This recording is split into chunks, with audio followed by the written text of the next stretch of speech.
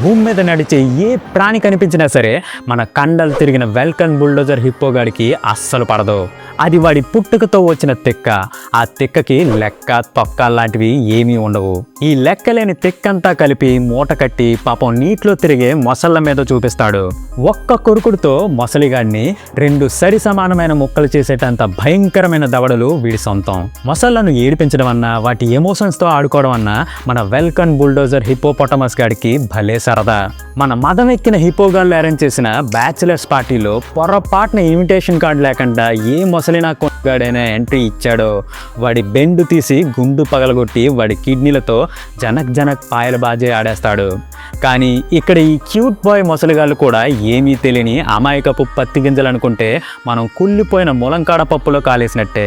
ఎందుకంటే అప్పుడప్పుడు ఈ క్యూట్ కన్నింగ్ మొసలిగాళ్ళు కూడా పగ పరంపరతో రగిలిపోయి రివెంజ్ మోడ్ ఆన్ చేసి తల్లి హిప్పో దగ్గర లేనప్పుడు ఒంటరిగా తిరిగే పిల్ల హిప్పోగాళ్ళ మీద మాటు వేసి మరీ దాడి చేస్తాయి.